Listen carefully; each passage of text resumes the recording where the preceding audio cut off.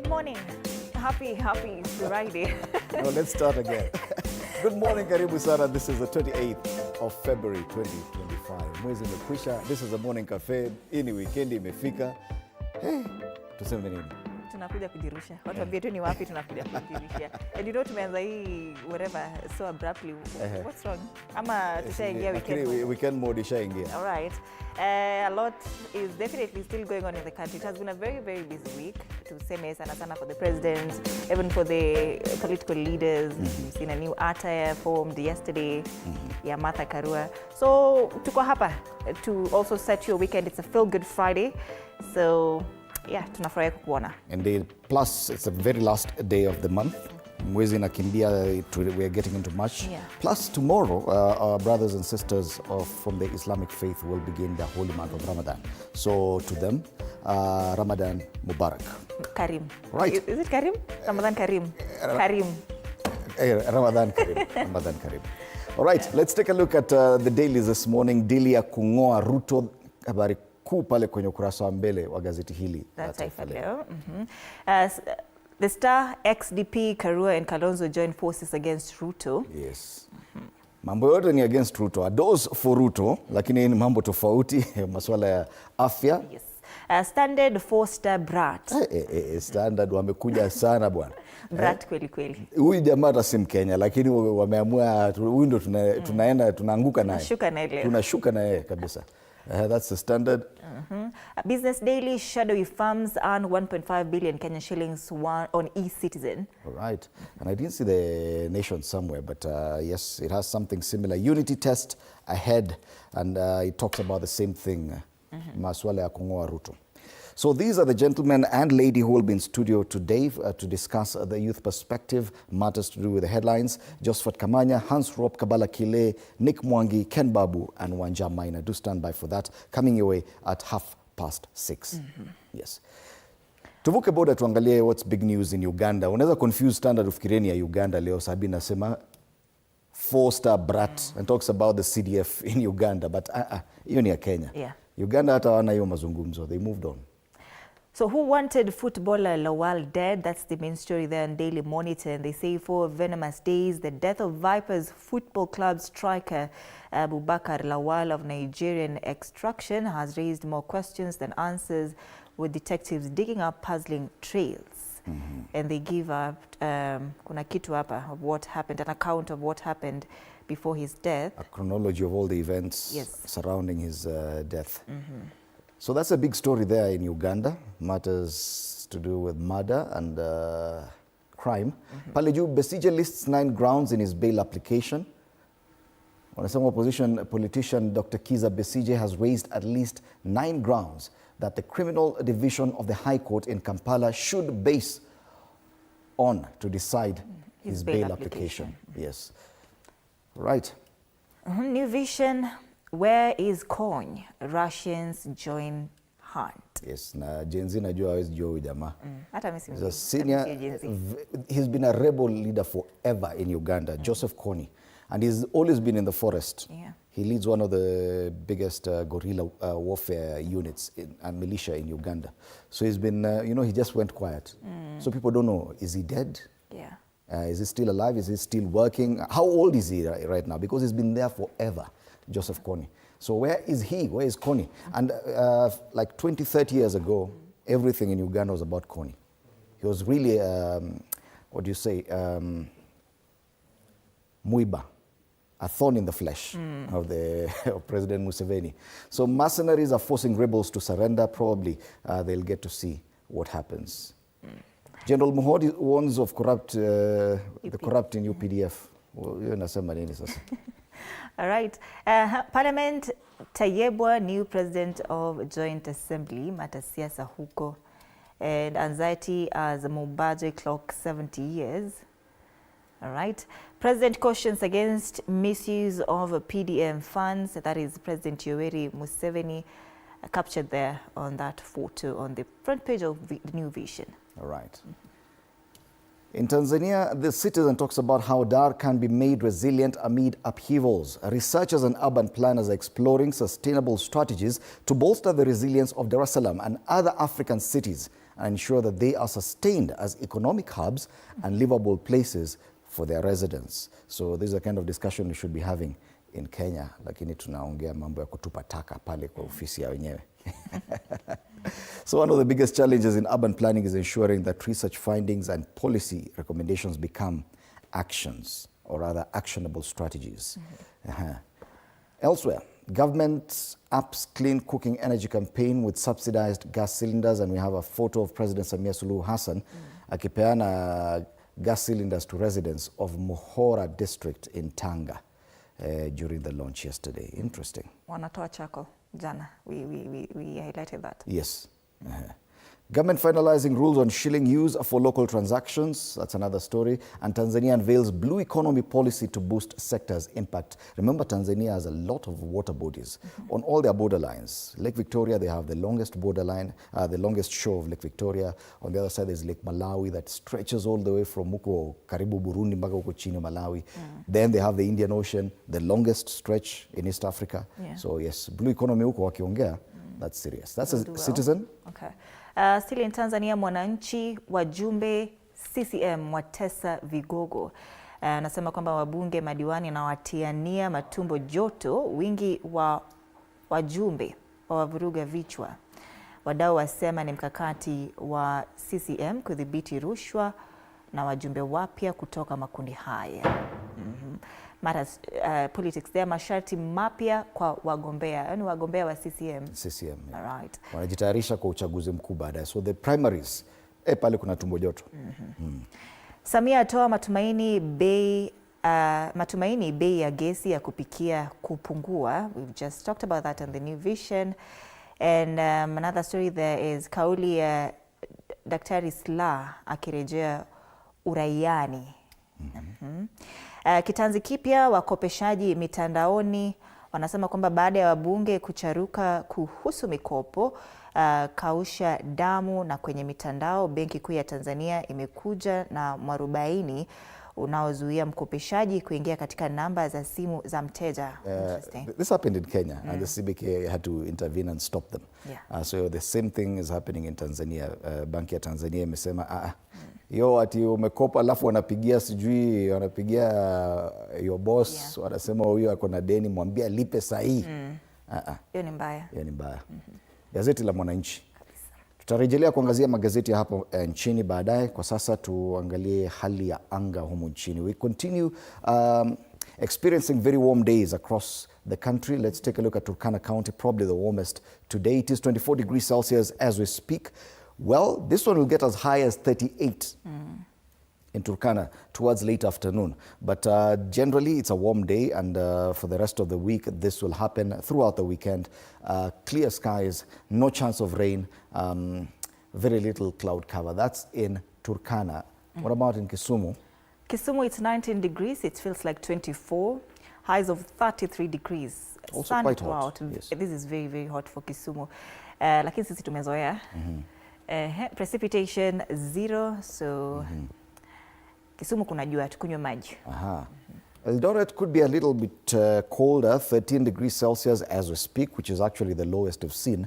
Very comfortable weather in Eldoret today, highs of 28 degrees. This is the most comfortable we've seen. This is the kind of weather we expect probably in Nairobi, but it's still high. 28 degrees for Eldoret is a bit high. So warm-up temperatures across. Yesterday, the president was in Lamu. I don't know if he's there today as he continues with his tour of the coast. So in Lamu, it is 26 degrees Celsius, feels like 28. It promises to get higher, 32 degrees as at noon, clear skies throughout, very little cloud cover. Kwa hivyo hata watu wa Lamu na maeneo mengine ya pwani, jua inaendelea. I'm telling you, the president will change his turn. Yeah, we'll come back home with a turn. Atakuwa na tint kiasi. Dongo Kuntu somewhere there today. Finally, Nairobi. In Nairobi, it's 17 degrees as at now, highs of 29 degrees expected, sunny throughout, very little cloud cover. Hapa kuna mvua, hata kidogo. Yeah, 29 degrees is what we felt yesterday, and it was really hot. Yes, if at all ungejaribu kutembea masaa kama ya saa 8, saa 9 mchana huko nje, it was serious. And now we see like in the morning, very little cloud cover. And it promises to continue like this throughout the weekend, highs of 29 degrees throughout. So it's a hot weekend, dusty. Yeah. Very good nap. Sasa ukilala unasikia raha. So take that nap. Lakini ukunywe maji kwanza. So that's the weather situation across the country. It is warm, probably warmer than usual throughout. Let's take a look at Friday traffic. Friday traffic in Nairobi, tuangazie tuone kama ina change kidogo hapa. It's still about 10 minutes past the hour. It is building up slowly on the eastern part of the city, areas around Njiru. Kwa hiyo barabara huko ukishapita Saika kidogo huko Kayole, upande huo, hapo Kayole kuna barabara mingi zimeshikana kidogo. On both sides of the road, it's a bit red there. But once you move closer, Outer Ring Road is not looking bad today. It's still very early. Even areas around Feather and Pipeline, it's looking good. Jogoo Road in a build pale Makadara. Yes, you can see this stretch of red here. That, as we progress with the morning, it will get longer. The other side, ni hapa Thika Road, you can see a bit of a yellow just after Allsops towards town. I'm not so sure what that is, probably matatus, but it shouldn't be anything to worry about. Pangani Interchange, it's beginning to build up, so wale wa kutoka Kiambu Road, endeni mapema mpite kabla watu wa Thika Road wafike. Hapa ni wapi Kamukunji. Hapa ni ukiingia town. Haile Selassie Avenue, areas around this railways bus stop. Going up Haile Selassie Avenue, it's building up. But Mudhurwa, Gikomba, Machakos bus station, it's looking good this morning. That's as far as the eastern side of town is concerned. Upande ule mwingine hakuna traffic, wale hata wanaambia kuja town. They're working from home today. Weekend imeanza. Weekend ishafika. It's green all the way. Hata pale hii barabara nyingine Wayaki way, it's looking good. Yeah, so traffic sio mbaya. Typical Friday traffic this morning. Let's hope that it will sustain that way. All right, let's take a look at the quote of the day.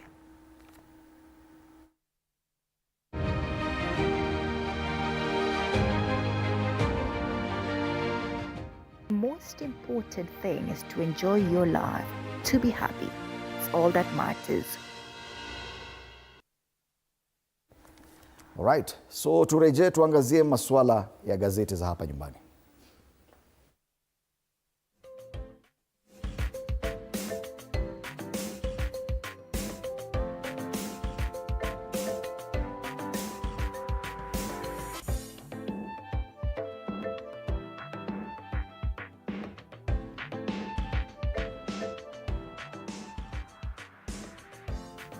Alright, dili kung'oa Ruto ndio habari kuu kwenye ukurasa wa mbele wa gazeti la Taifa Leo. Pale kuna picha na you realize everyone was had a shade of purple. Yeah, because that's a new color for the People's Liberation Party, which was previously NARC Kenya, whose party leader is Martha Karua. She was there looking resplendent in purple, and you can see even the former deputy president also had a purple tie. So did Kalonzo Musyoka. Kalonzo Musyoka alipata purple, lakini unajua shida ni wanaume ujui purple ni gani, aliambiwa tu purple. Hata huyo Adapt Kenya alijaribu kiasi. Kuna mwingine pale hata kushika purple, kuja na green, anaitwa Kivudha Kibwana, lakini wazee tunaelewa. Get crushes. Wanaongea wasema masuala ya kivumbi. Katika hafla ya kuzindua chama kipya cha Karua PLP jana, viongozi wa upinzani walishtumu vikali serikali ya Ruto, wakiapa kufanya kila wawezalo kuhakikisha kuwa watapata utawala mpya au wanapata utawala mpya mwaka wa 2027. Wanasema viongozi wa mirengo ya upinzani waahidi kwa kauli moja kuungana kwa lengo moja kumshinda Rais Ruto. Na Rais Ruto jana akiwa kule Lamu alizungumzia haya. Akasema wale wengine hakuna kitu kingine wanazungumzia, wanasema tu Ruto must go.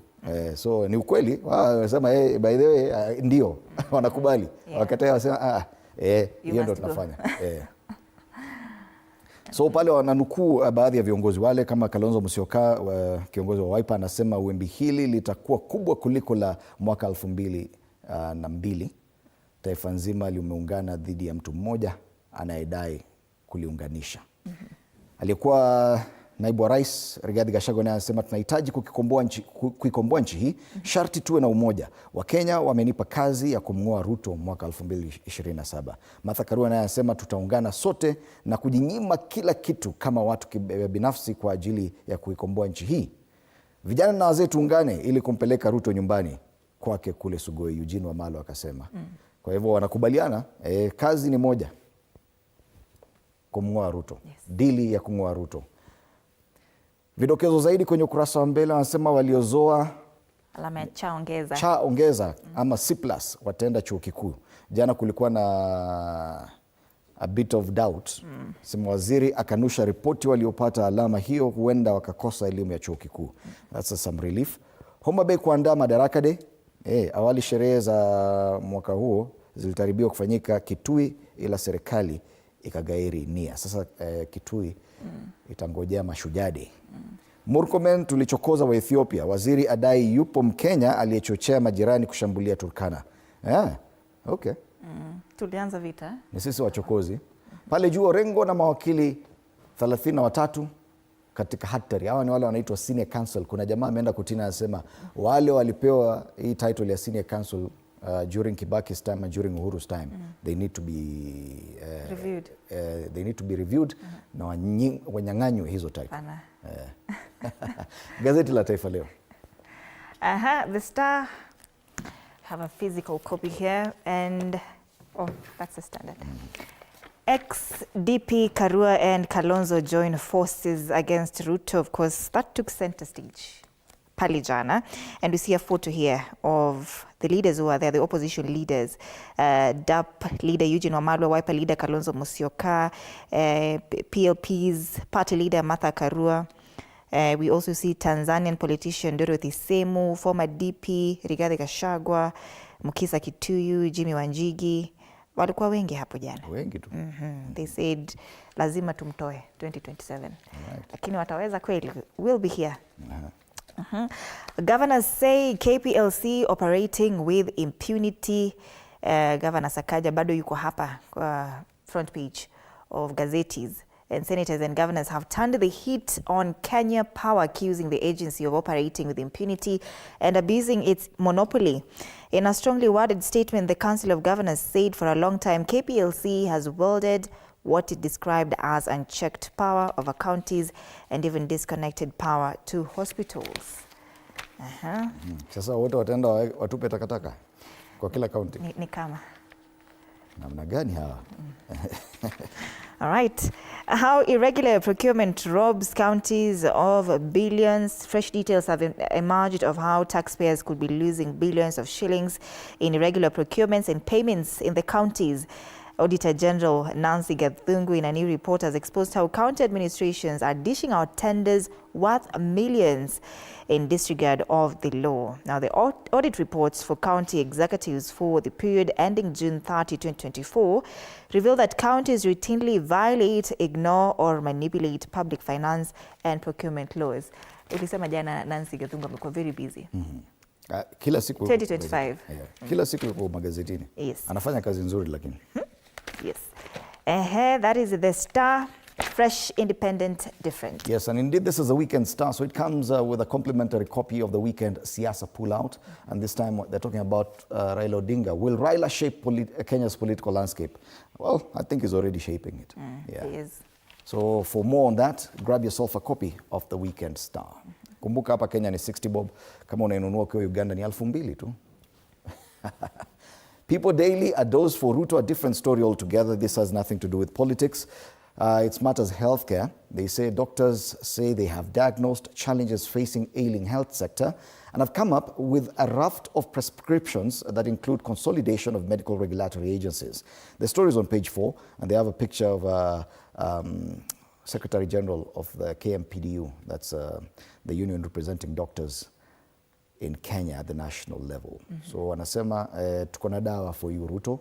Hii maneno ya SHA na masuala mengine tuko na dawa. Ongea na sisi. Pale chini Sakaja in trouble over his rubbish. Ameandika alikuwa mshahara ilikuwa imeingia. Kwingineko Karua and Rigiji warned Raila on Ruto. And Benny McCarthy in turn for unveiling.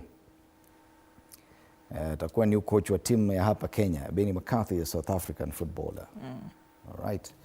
People daily, hapa sasa the Star. The Standard. The Standard. Wameamua kweli. 4-star brand. Unajua sasa unakumbuka CS Murkomen has said ni Mkenya alichokoza wa Ethiopia. Kaleta shida. Hapa hisi ni uchokozi lakini. Lakini unajua Kenya ni vichwa ngumu. Wameita 4-star brat. Na huyu jamaa alisema he can raid Nairobi very easily. Acha tuone. Standard wanasema vipi? Security scare. Muhoozi Kainerugaba is a decorated soldier in the Ugandan army. Decorated soldier. However, the more stars the officer gets, the more erratic he becomes. He quit social media platform X after a series of diplomatic gaffes, but his return has seen him make more controversial statements that threaten regional peace, family units, and the media. Yeah, family units, we know what he did there. And they say here, General Muhoozi Kainerugaba, born on April 24th, 1974 in Tanzania, is a prominent Ugandan military officer and the son of President Yoweri Museveni and First Lady Janet Museveni. Let's take a look at his take. On January 20th, 2023, he said, "I will capture Nairobi for sure. That's my hometown. If any Kenyan tries to prevent me, he'll be in soup. We will drink him for dinner. My father can suck me again if he wants." Foster brat. On February 15th this year, he said, "I want to say one more thing. My blood is being killed in Bunia, Eastern DRC. My people in the Bahama are being attacked. That's a very dangerous situation for those attacking my people. No one on this earth can kill my people and think he will not suffer for it." And on February 22nd, "There was nothing normal about your relationship with my father." He was responding to Winnie. Is it Winnie Besije? "You found a happy home and tried to wreck it. You're a disaster of a woman. You didn't leave. Mzee kicked you out of the house in December of 1986, dragged you to the car while you were crying and sent you to your parents." And you brat. Foster brat. Threatening family units. On February 23rd, he said, "My office will soon begin an audit on all media houses. These are the instructions of the commander-in-chief. All of you will report to my office from now." Ambia media, you'll report to... Now media, can you imagine if we were to report to the office of the CDF? Yes. Pale DOD. That's the Foster brat. Muhoozi Kainerugaba. Na amepatiwa sana prominence hapa. Hapa walikuwa na time sana. So gazeti kama hii nafikiri leo itanunuliwa Uganda. Yes. In Uganda, it's about 2,700 Ugandan shillings. In Tanzania, it's 1,700 shillings. Hapa Kenya ni 60 bob. Yes. On the top strip, governors turn heat on Kenya Power over blackout bills. Same story on the Star. Treasury issues new Eurobond and explosions hit M23 DRC meeting. All right. That story is on page 23 of the Standard. That's the Standard. All right. Let's focus on the Daily Nation, and unfortunately, I don't have it here with me. I think Director had this idea from the other end. The main story on the front page of the Daily Nation is unity test ahead. Same story as we've seen on the front page of Taifa Leo and the Star. Yeah. They simply talk about the coming together of these different leaders who could be referred to as the opposition. So the team, they presented a united front, but their biggest test is yet to come. People's Liberation Party leader Martha Karua, former Deputy President Gachagua, Wiper boss Kalonzo Musyoka, and DAP Kenya Chief Eugene Wamalwa yesterday vowed to oust President Ruto. But the question remains, is the glue that holds them together strong enough? Yes, because a day in politics is a very long time. Yeah. They have like 3 years to go. Wataweza ku-maintain umoja till then? Yeah. That's the biggest test. On the front page of this paper, alarm as condom shortage bites. So there's a scarcity of condoms, which threatens to undermine the campaign against sexually transmitted infections and family planning programs in Kenya. That story is on page 10. You know, funny enough, the government is saying condoms ziko. All you have to do is to buy. Yes. Zile za bure ndio hakuna. Za bure hakuna, lakini condoms ziko. Condoms ziko. Yes. Also angesema shortage of free condoms. Yes. Okay. Shortage of free condoms. I'm a shortage of money in your pocket to buy.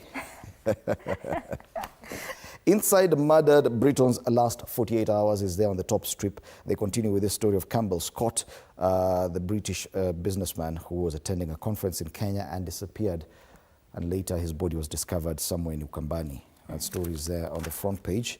Pale Nyuma, can't pay, won't pay, Mbadi on billions owed to schools. The government will not pay more than 64 billion that has accumulated over the years as unremitted capitation funds to public schools. Kama mulikuwa mmetafuta deni mkisema ati mtalipwa na serikali, sahau. Hiyo pesa hakuna. And a scandal, pain of unremitted 26 billion shilling lecturer's pension. Those are the stories on the Daily Nation today. Finally, business. Business Daily, shadowy firms earn 1.45 billion shillings on e-Citizen, and Auditor General flags cyber attacks risks as MPs demand ownership and contract details. That story is on the front page. Kule chini we see, okay, that story of a KCB Bank. On the ticker, Bamburi Cement holdout, investors to be bought out by force. Kenya tops Africa 2024 venture capital investments, and Kenya is set to take a 10 billion shillings hit in interest on new Eurobond, and it will take 10.3 billion hit from higher interest rates on a new dollar bond tapped Wednesday to repay a cheaper $900 million Eurobond due from May. That's the business deal. All right. So those are the dailies today. Of course, the biggest discussion being the unity of these people who met yesterday during the launch of the PLP party. And the question is, will that unity last? Will that glue hold? Yes, will the glue hold till 2027? Can they sustain the momentum for 2-3 years to come? Yes, remember, after the break, we'll be talking to these people. I'll be introducing them later. Tuende tuangazie masuala ya cartoons sasa. Karakacha wanazungumzia nini pale wachoraji? Mchoraji wa Standard amechora jamaa pale in 2022. Jamaa amevaa nguo ya green na yellow. Tunajua ni chama gani hicho. Anapuliza balloon. Balloon tuaje Kiswahili? Balloon. Kibofu. Kibofu. Okay. Anapuliza kibofu. Ito promises. Sasa in 2025 hiyo balloon imekuwa kubwa mpaka inambeba. Yeah, interesting. And a fly now. You overpromised, now you're too big. It became too big. Yeah. That's this year. This is the star caricature here of Nancy Gathungu, the Auditor General. And she's made it. Congratulations, Nancy Gathungu. Now someone has managed to draw you. Anaka lens hapo nyuma akimulika former DP Rigathi Gachagua alisema hiyo ofisi yake akiwa DP ilikuwa na one tribe walijaa hapo sana. We see there, that is a caricature. County, yeah. Yes, of the counties, and it's here in front of the star. Is it this one? Yes. How irregular procurement robs counties of billions. That story is on page 4 to 5 of the star. You can take a look at it. Kazi ya Nancy Gathungu, the Auditor General of the Star. Aha, mbona hizo zingine zimepotea? Ni kama sioni hizo cartoons zingine. If my director ako nazo anisaidie. Cartoon ya Daily Nation ilikuwa inazungumzia nini? It is. Yes, that's the People Daily. Huyo jamaa pia amevaa green na yellow. Anachota maji akiweka kwenye bucket nyingine lakini imejaa mashimo. Anasema almost full, but everything he does in terms of projects, Ruto's projects, everything is just draining out. Yeah. Uh-huh. The cartoon on the Daily Nation speaks of this PLP that was formed yesterday. Wanaambiwa hapa, there's this moving vehicle that is welcome. We are yet to choose a driver, and in that vehicle we see former DP amevalishwa the kingpin. Wakimwambia welcome, we are yet to choose a driver. Wanaambia PLP party leader Martha Karua, and we're seeing a caricature there of former Prime Minister Raila Odinga pushing this wheelbarrow. Nani ako ndani ya wheelbarrow? Kuna jamaa ndani ya wheelbarrow. Kuna jamaa. Alisema kazi yenu hakuna kazi nyingine, mnasema tu mimi ndo naenda. Acha tuone. Yes. Na inakaa going forward now, this will be the look that will be used to caricature Martha Karua. Yeah. The long purple dress. It looks nice though. Ukiona hiyo purple unajua ni ya nani? People's Liberation Party. Yes. Yes. That's a cartoon on the Daily Nation today. And remember, it's Feel Good Friday. We'll be coming back with DJ Granite and, of course, a lot of interviews in theatre and with the She music later on. This one, storytelling in action. Yes. With Gathoni Waweru, Andrew Kimani, and Mwana Mwende of the Kwandego Productions Matters Theatre. All right, it is a Feel Good Friday, so we have a lot more in store for you. DJ Granite will be here for more music. Do stand by for that. Yes. Finally, She music. Kuja tumjue ni nani. Bye. Right. Interact with us on our socials, TV47 Kenya on Facebook and YouTube, TV47 News KE on X. My handle is at Ann_Dida and the hashtag is Feel Good Friday. My handle on X is at Fred Indemoli. Stay with us.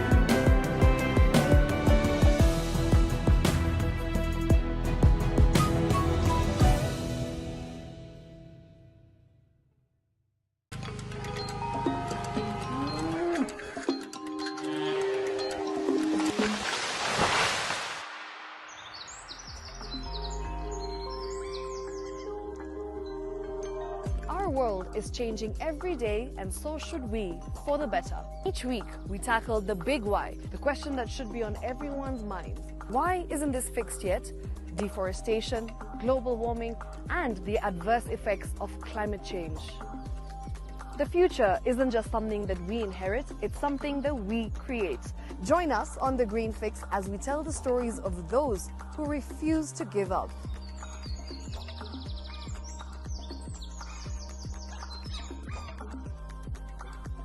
When it comes to fixing the planet, there is no time to waste.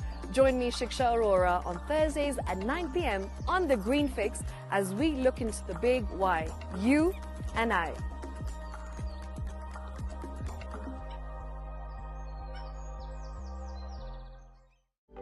For comprehensive information and education on your health, Body Garage is here.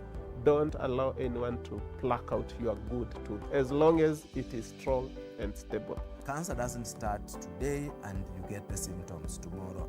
By the time you pick it or the time it is manifesting in you, probably will be there about 5 to 10 years. The eye is the window to the rest of the body. Don't forget to stay hydrated. And of course, you at home do take your water. So the ultimate test is actually you check your urine. Your urine should be clear. Clear like the water? Yes. Should be able to see the other side of the urine. If your urine is colored or has changed color, you cannot see the other side, then you have not taken enough water. Don't forget regular health checkups. Early detection saves lives. I want the message be, we can prevent cervical cancer. We prevent cervical cancer in several ways. You have young girls and even somebody who's above that age, you can pay at least every 3 years. Somebody should have a pap smear done. If you are 40, 45, 50, going upwards, once a year, please go see a doctor. Yeah, it's just for normal routine maintenance.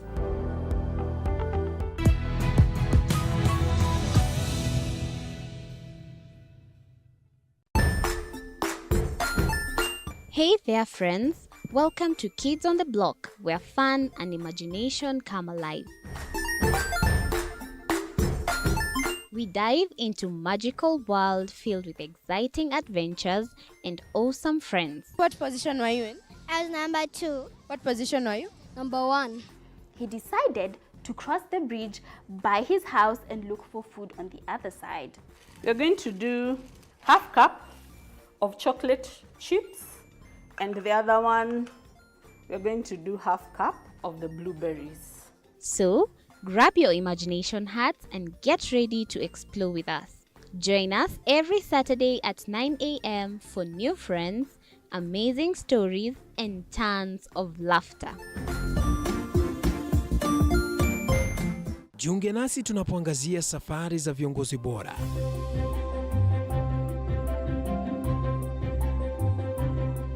Kutoka kwa ushindi mkubwa hadi masomo magumu. Wakati wetu kwamba wasichana si wa kusoma, ni wa kuolewa, ng'ombe ipatikane, wazazi wakuwe watajiri. Tunashughulikia yote.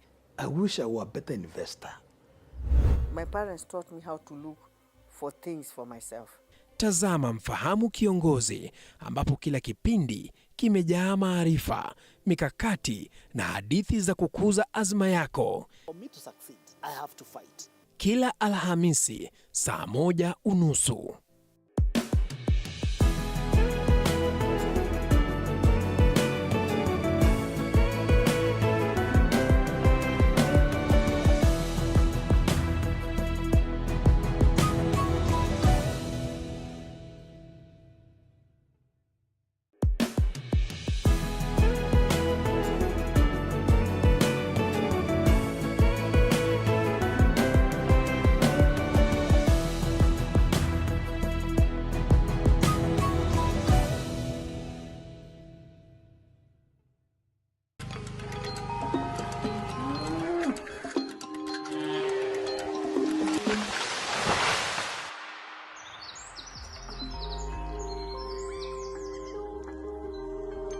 Our world is changing every day, and so should we, for the better. Each week, we tackle the big why, the question that should be on everyone's minds. Why isn't this fixed yet? Deforestation, global warming, and the adverse effects of climate change. The future isn't just something that we inherit, it's something that we create. Join us on The Green Fix as we tell the stories of those who refuse to give up.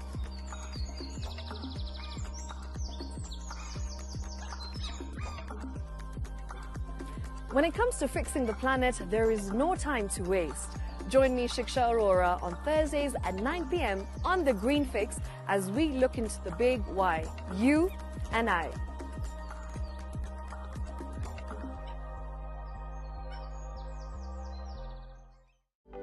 For comprehensive information and education on your health, Body Garage is here. Don't allow anyone to pluck out your good tooth as long as it is strong and stable. Cancer doesn't start today and you get the symptoms tomorrow. By the time you pick it or the time it is manifesting in you, probably will be there about 5 to 10 years. The eye is the window to the rest of the body. Don't forget to stay hydrated. And of course, you at home do take your water. So the ultimate test is actually you check your urine. Your urine should be clear. Clear like the water. Yes. Should be able to see the other side of the urine. If your urine is colored or has changed color.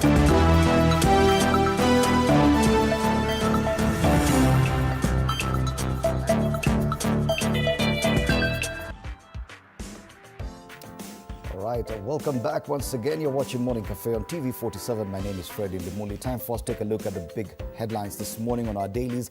And there's no bigger headline than the calls for unity among these leaders who are forming an opposition coalition with the one and sole purpose of removing President William Ruto from power. Unity test ahead, that's on the Daily Nation. Ex-DP Karua and Kalonzo joined forces against Ruto, that's on the Star. And it's the same on Taifa Leo, wanasema kwenye ukurasa wa mbele wa Taifa Leo wanasema dili ya kumuoa Ruto. Ni habari ambayo hata Rais William Ruto alizungumzia jana akiwa kule Lamu. Dili ya kumuoa Ruto, viongozi wa mirengo ya upinzani waahidi kwa kauli moja kuungana kwa lengo moja kumshinda Rais Ruto mwaka 2027. Ndio habari kuu kwa magazeti yote leo. And it's one of those stories that we also covered right here on TV47. Let's watch it.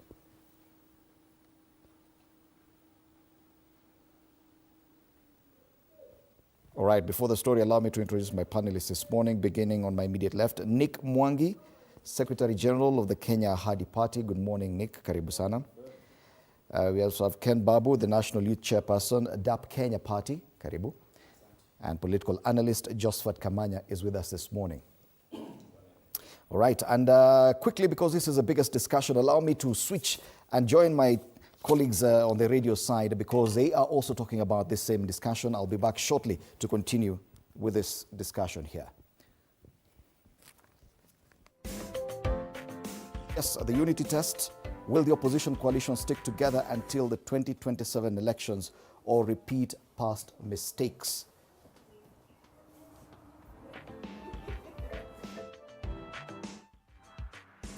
Over to you guys at radio. Ushaona? Ndio. Hata inasemekana kwamba mwanamke ndio ambaye ni mpumbavu ama mjinga anabomoa familia yake. Kabisa. Kwa hivyo pia familia pia inamtegemea mwanamke kuweza kusimama. Ni kweli. Ushaona? At the same time pia angalia pia katika Eden. Katika garden ya Eden pale vile. Ushaona? Mwanamke pia vile pia ushaona alikuwa ni muhimu na at the same time pia kaleta madhara pia pale katika Eden pale vile. Na at the same time pia Adamu alikuwa pale vile, sijui kama pia alikuwa anaishi pia na nyoka pia alikuwa kwa pale katika Eden pale vile. Yes. Lakini alipokuja pale vile Eve ndo aliongea na ule nyoka. Yani nimeketi nikajiuliza, hivi ni kweli tunazielewa kile kamili za mwanamke?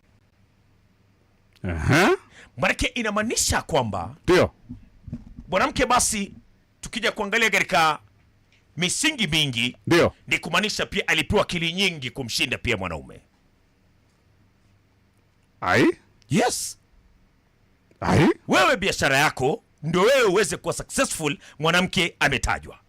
Nyumba yako ndio uweze kushikilia vizuri ithibitiwe, pia mwanamke pia ametajwa. Yeye pia ndio alikuconfuse. Yeye pia ndo aliko confuse ukatenda dhambi katika Garden of Eden. Alikuzidi, maanake ulikuwa umeonywa kabisa na Mwenyezi Mungu, lakini alikuconvince na akakuzidi na akakuingiza box yake na ukakula tunda ambao liko katika mti wa katikati. Ametupiku hajatupiku? Ni wachache tu wanapikuiwa. Ni Adam ndo alikuwa picked. Na Samson. Ndio. Si sote bwana. Si nyote kivipi? Si wanaume wote. Wewe una run nyumbako kwa mpigo tena zaidi. Okay. Yeye pia na run nyumba kwa mpigo tena zaidi. Ndio maswali kichwani. Maswali kichwani. Dondoo magazetini. Tunazama katika dondoo magazetini. Friday Ndimuli, karibu sana katika Radio 47 this morning. Pandisha hiyo microphone. Iko tu, pandisha tu, iko sawa. Ipandisha tu. Just pull it up. Iko tu sawa. So unaona sasa. Mamo simame. Leo ni mamo nisimame. All right. Uko fiti? Poa. How's it going? Niko salama kabisa. Nasikia mnazungumzia mambo magumu hapa. Inaitwa maswali kichwani. I tell you. Mashumba anajiulizaga maswali magumu kweli hapa. Ushai kujiuliza swali kama hilo? Kuhusiana na mwanamke? Ni mapema sana bana. Ukijiuliza maswali kama hayo, sikuwa itaendelea. All right. Anyway, ukoaje? Niko salama. Magazeti yanasemaje asubuhi ya leo? Today is all about the unity of the opposition parties. Yes. Ukiangalia gazeti la Taifa Leo wanasema dili ya kumuondoa Ruto. Yes. Ndio habari yenyewe kwenye ukurasa wa mbele wa Daily Nation, anasema unity test ahead. Yes. Hata kwa The Star they still talk about the XDP, Karua and the other leaders just ganging up against William Ruto. Very true. Habari kuu sabata, rais akiwa Lamu jana alizungumzia haya, akasema wale wengine hawana mpango wowote, kazi yao tu ni kusema tunamtoa Ruto. Yes. Lakini ukweli wanakubali. Wamesema kazi yao ni kumtoa Ruto. Kazi yao wamekubali wenyewe. Kazi yao. Do you think that is what Kenyans want? Well, it would appear that is among the supporters and this political leadership, especially from the opposition. Yes. That the hashtag Ruto must go is still live in as far as they are concerned. Yes. So that is the main agenda, kumtoa Ruto. But the question that even Jimmy Wanjigi alikuwa anauliza jana katika kile kikao ni kwamba baada ya kumtoa ametoka sasa swali nzito. Na what's the plan? Swali nzito, lakini swali lingine zito zaidi ni tunajua kihistoria. Yes. Mambo ya unity of the opposition in Kenya ikwangi kazi rahisi. True. In 1992, Ford Party was a very big party. Yes. They split into two, Ford Asili and Ford Kenya. Yes. Na wakashindwa kumtoa Rais Moi. Ndio. Yes. Yes. It is only in 2002 when vyama vyote vilikuja pamoja. Ndio. Wakasema sasa lazima tukue na umoja. Yes. They formed the National Rainbow Coalition. Yes. That is the only time they managed to do so. Mimi kile kitu najiuliza, maybe it's possible or not possible. Inategemea vile ambavyo atakuwa amejipanga. Ushaona? Lakini katika kujipanga kwanza, unajua tayari tunajua upande wa Kenya kwanza ni nani ambaye anania chikiti cha rais. Kabisa. It is very clear kwamba Mheshimiwa William Ruto atakuwa anawania katika tamu yake ya pili kama 2027. Kabisa. So upande huu mwingine ni lazima pia wao pia watuambieje ni nani atakuwa ni flag bearer. Wakijaribu kujibu hilo swali mwisho wao huo. Mwisho wao. That will be the end of them. So vipi? Again in 2002 wakati ambapo vyama vyote viliungana pamoja, there was kulikuwa na leadership fulani. Raila Amolo Odinga pale alikuwa anaongoza ule msafara wa kuunganisha vyama vyote pamoja. Nakumbuka 2002 akitoka KANU na kusambaratisha kule na kuingia na kuwafanya wawe pamoja. In 1992 wakati wa Ford, sijui nani aliongoza hiyo. Wakati wa Ford kulikuwa na Ford Kenya na Ford Asili ya Kenneth Matiba. So it didn't work.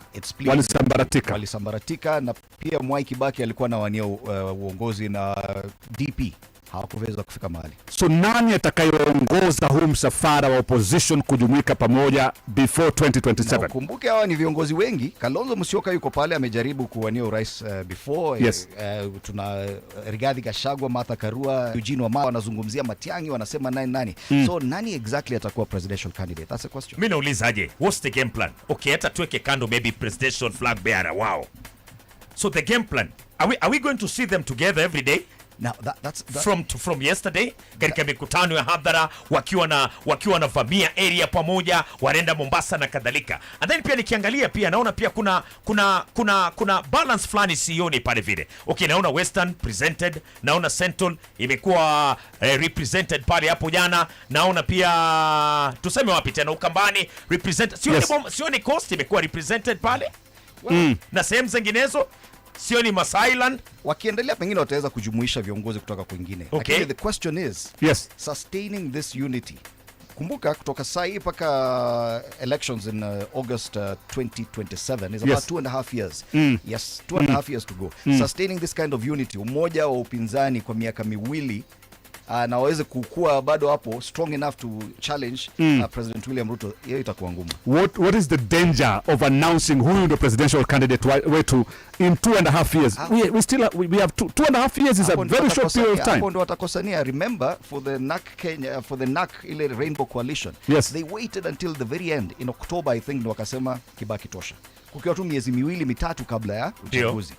Wakijaribu hivyo 2.5 years before the elections, watasambaratishwa. Well, it will be very clear. You don't put all your cards on the table. Una features zingine kiasi. Okay. Right. Dondoo magazetini asubuhi hii leo. Thank you so much Fred Ndemori. Asante sana. Shukrani sana. Lakini kama narudi. Yes. Kuna jamaa pale studio anaitwa Josephat Kamanya. And Josephat, I wanted to ask you this question. Do you think this unity can be sustained for 2.5 years? And can you give Kenyans a guarantee that this leadership can actually sustain this unity for 2.5 years? Thank you very much. Asante sana Fred Ndibori. Msalimie sana ule mwenzako mnafanya naye kali kapetit. Msalimie sana. Anyway, kumbuka msikilizaji una watch TV 47 live right about now. Fred Ndimuli akiwa na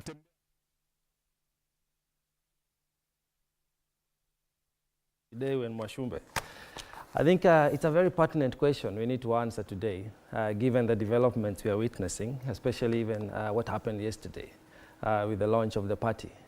The question on whether this unity will stand the test of time is very key, because it will define how we get to form the next government come 2027. Of concern is that the unity seems to be around just sending away the current president, which is okay. But I think of significance is that we need to realize which way Kenya, not just in terms of the executive, but in terms of which direction do we want the country to take politically, economically, so that we can all prosper within this country. Will this unity hold? I think it's too early to tell, because again, remember yesterday was just a launch of a party, not a coalition. And all these, some of the key principles we are seeing on the front page of the dailies, that they hold different parties. So whether they will agree to work together before 2027, we wait to see. Remember also, we have seen the issues of the pre-election coalition. It comes with a lot of shareholding, our division of government positions. And we have seen how that has panned out from the 2022. So can we trust these people to form a coalition that will serve the interest of Kenyans? That is the question that I'm really wanting to see in time. It is a question, and I can see in my absence, Wanja Maina joined the party. Karibu sana. Wanja Maina is a founder, Hummingbird Grassroots Center. The biggest question we are asking, and this I think even President William Ruto raised it in Lamu. He said, it looks like the plan on the other side is just one, remove me from power. And hata kwa gazeti la Taifa Leo sema deal ya kumng'oa Ruto. Is that the only intention we have right now? That's the biggest plan we have? All parties should come together to remove William Ruto. Thank you so much, Fred, and good morning to our viewers. As you said, my name is Wanja Maina. I want to first start by saying that I was there yesterday. So as we read it in the newspapers and on media, I was in the audience dancing, adorned in purple and lilac and white, dancing vigorously. I would say that any opposition party or any opposition coalition, one of their main role and how they are described world over is being the government in waiting. Therefore, at any given time, it is the job of the opposition to prepare themselves so much that there will be a government in waiting that can take power now in some instances where there is no democracy as we know it, or in the next election. So the question is Ruto must go the only agenda of the opposition? And my answer is no. I think it's important for us to appreciate that the individuals who have come together are not novices or are not new faces in the political world in Kenya. And therefore, these are individuals who have held important and critical dockets. Someone like Mother Karua, besides being the Iron Lady that she is, which is beautiful, she has also worked as a Minister of the Constitution and a Minister of Water. So it seems like for now, that could have been the message that came ahead, because that's the government in waiting. But there were other messages that came out quite strongly yesterday. In this picture that is in the Nation, there was representation of opposition leaders from Tanzania. The Lord Mayor of Kampala was there. Not only did they showed East African solidarity, but they were also condemning bad behavior in East Africa, like the cross-border abduction. That's how it was described. So is the glue that is holding them together going to work for long? I think it's going to work because we are coalescing around the same thing. And the difference between this opposition and maybe past oppositions is that this issue of them going and Ruto must go has come from the Wananchi, actually. If you remember, when there was the impeachment of Gachagua, people are saying impeach both. So this opposition seems to be rhyming and gelling with the people because they're actually amplifying the voice of the people. I should take this also opportunity to absolutely congratulate Mother for the work that she did yesterday. She's a unique woman in the sense that in the Kenya's political landscape, it's not every day that you see a woman being evergreen for many, many years. So congratulations to them. It was a beautiful event. Yes, and she looked very good in purple. She did, yes. Nick, or the hashtag Ruto must go, is it enough glue to sustain the unity of these various parties, and there are more than 5, 6, 7, 8 of them, for 2.5 years?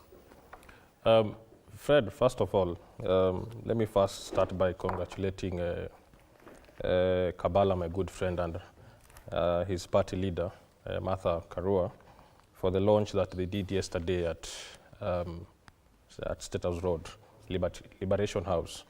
I think Ruto is really underestimating what Kenyans can actually do. He's reducing the conversation to just leaders, but this is a conversation that is springing, or it's just spreading out slowly to the entire country. And it's not just leaders who are saying that Ruto must go.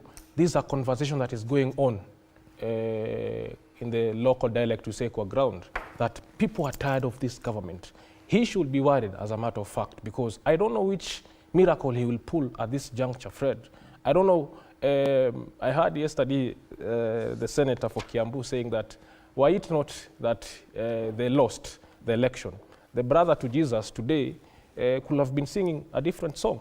And to me, I only sympathize with him because there are very few Kenyans who are yet to be convinced that his government can work, that his lies have reached a certain corner, Fred. And it's not just Kalonzo or Wamalo or Karua or Rigiji who are saying that Ruto must go. It's also the young people.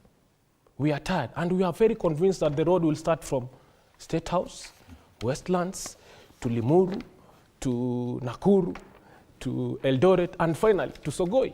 But exactly, because today is a youth perspective. Yes. But it's the face of the youth that we're trying to look for. And yes, these faces that we are seeing on the front pages have been there for a while, Ken. Yeah. These are the same people, and the Gen Z have always argued we are simply recycling the same discussions from the same people over and over.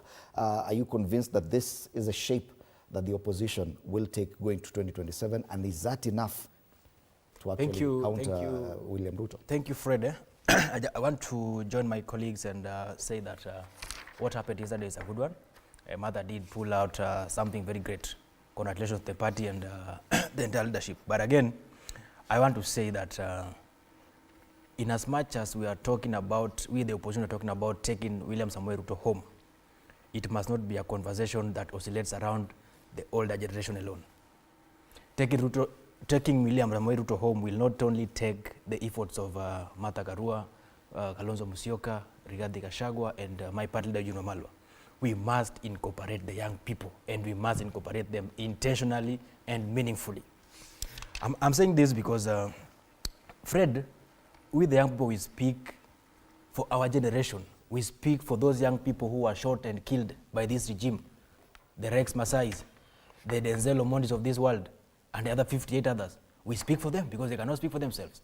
We talk on behalf of the new funding model comrades whose education has been jeopardized by this regime because of failed policies. We talk on behalf of the payslip comrades who cannot put food on the table because all their salaries and benefits have been diverted back to renovating State House. We talk on behalf of doctors, interns, young people who cannot put food on the table, who cannot pay rent, who cannot fund their transport because the government has refused to implement the CBA.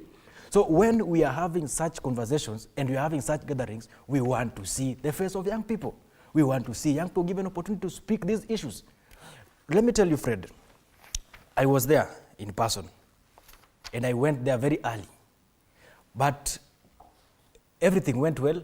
One thing that I picked that did not go well, and we have to speak about it so that it does not repeat itself. We must allow young people to get space and speak just the same way other leaders are talking.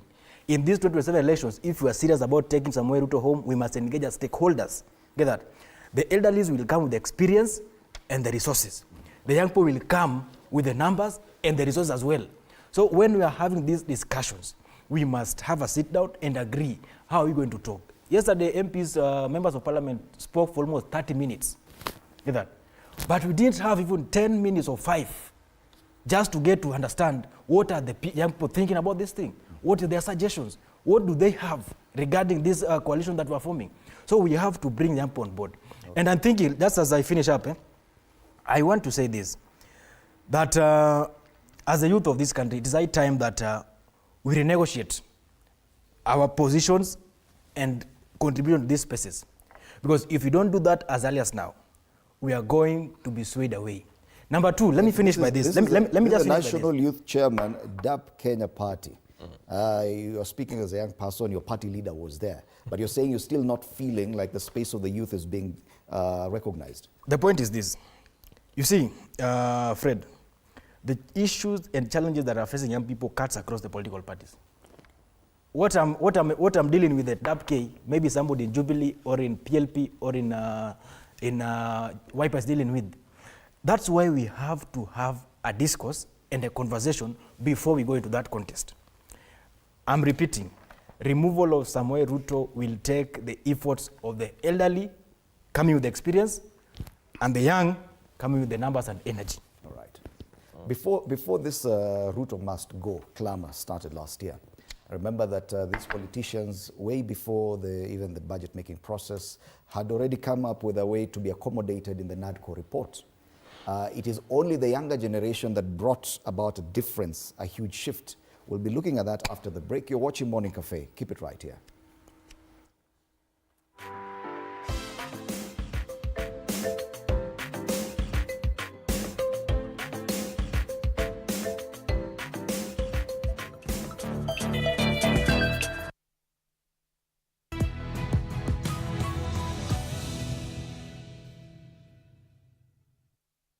TV47 is now more accessible on DStv. TV47, the home of untold stories, is bringing you even closer to the content you love. Starting February 12th, 2025, we are moving from Channel 268 to our new home on Channel 274 under the English Local Channels category. Enjoy easier access, top quality content, and the same great TV47 experience. Stay tuned and catch TV47 on DStv Channel 274.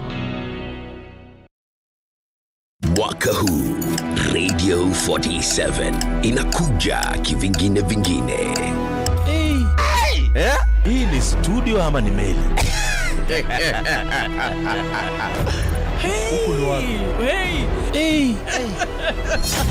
Unajua, naona ni kama niko kwa zile studio za ngambo. Hapa ndio ngambo tumefika. Wow, hii inatosha kuwa kituo cha utalii. Ni Kenya ama ni Dubai huko? Ukiona vyaelea vimeundwa. The first interactive radio station in Kenya. In Kenya. Touch screen. Screen sita. Studio iko na vifaa za kisasa. Turntable. 3 million. Lakini studio nimeshangaa sana. Studio hii ni meli. Hii ni meli. Radio 47. Bonge la studio. Hii inaashiria mambo mapya katika maisha ya watu mwaka huu. Bado. Na bado. Maneno hayo. Na bado.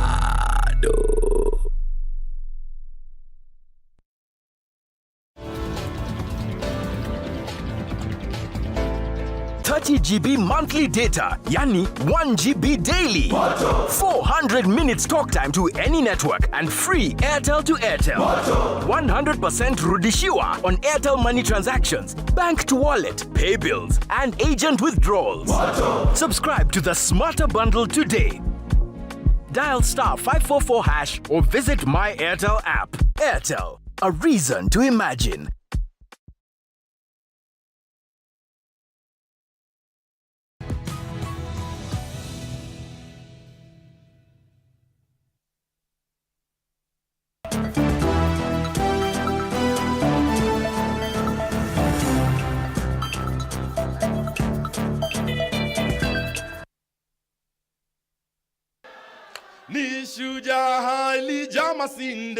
Former Deputy President Rigathi Gachagua has opened yet another chapter of revealing what he termed as the truth against Kenya Kwanza government, in which he served for 2 years before his impeachment last year.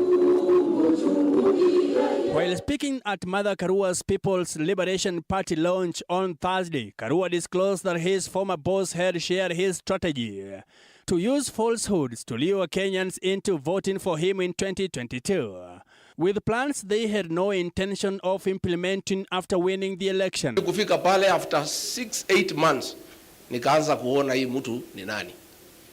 Nikaanza kumwambia hapana, tuende pole pole. Hii maneno ya kutoa pesa watu kwa mfuko tulisema tutaweka tuache. Anasema waenda kuwa kichwa ngumu. Sema situmalize zile barabara ya Maumau na zile tulianzisha, sema hapana, wacha kwanza tujenge manyumba. Namwambia na ile ahadi tulipatia kwa Wakenya, anasema wachana na ahadi hiyo, ilikuwa ni campaign. Sasa hii maneno yote tulisema kwani inawezekana? Hiyo ni maneno tu. So namuuliza na tukirudi kwa uchaguzi tutaambia watu nini? Anasema hiyo watu tutawapanga.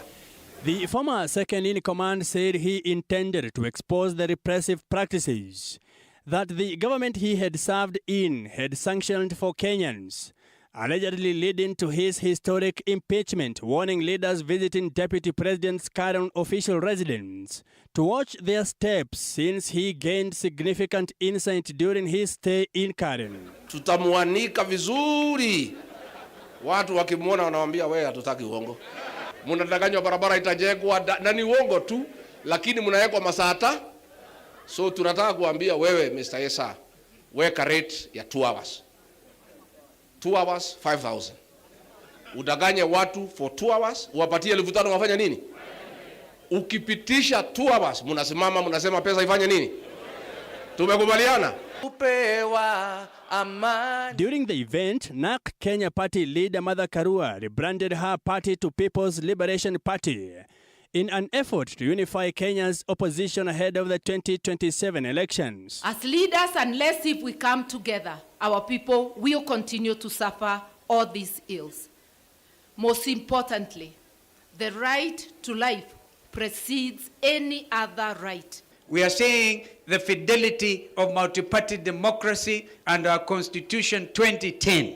Therefore, you can see the numbers are going to grow. And we are going to make every Kenyan feel liberated. The PLP has shifted from the NARC Kenya Party's red, white and green colors to purple, lilac and white.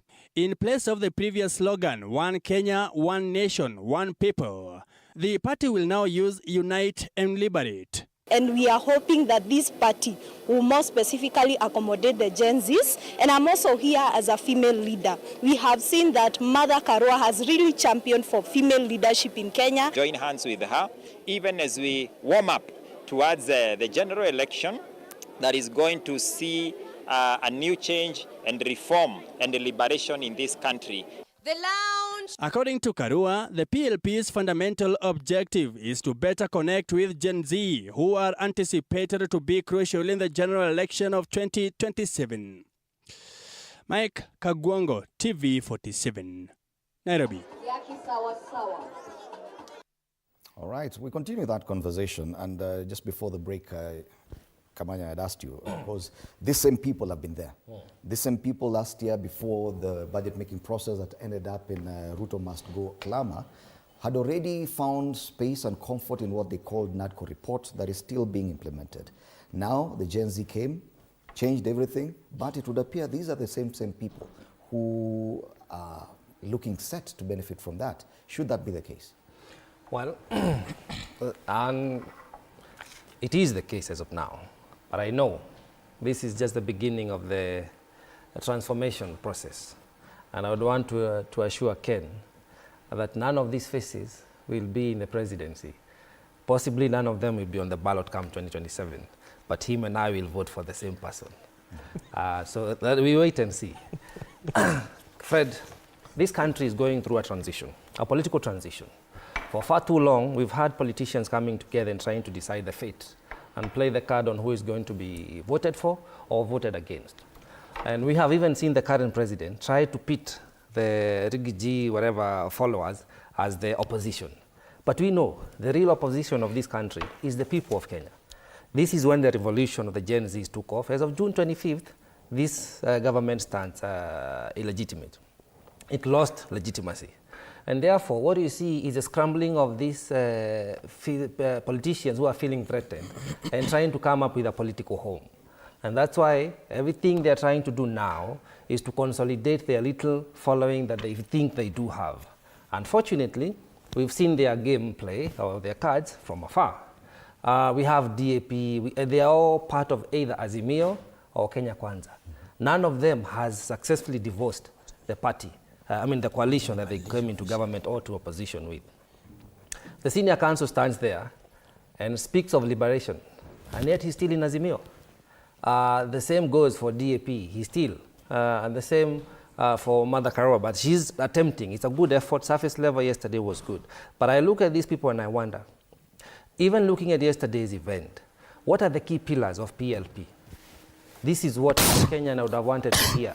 When you say you want to unite and liberate a country, you need to offer an alternative, a different approach that if we do, for instance, give you a chance to lead this country, to lead the government and make the next regime. These are the key pillars we are looking at. I did not hear any of that. They turned the event into a Ruto Must Go campaign. It is only one person, Jimmy Wanjigi, I had asked, after Ruto goes, what next? And that's the conversation we need to start having. But these people, they're just trying to fix and edge themselves in seats of power, denying the greater mass, which is the youth and the population, the actual opposition, a chance. But I know we're going to have a third force. So I'm not worried, I'm not concerned. This is just a transition, a process. They have to mourn and grieve. We still see the jilted lover, the impeached former deputy president, throwing sparks at the government. It is okay, expose the government, but what plan do we have for the people? I do not believe this team can lead us to the revolution that we want to see as a country.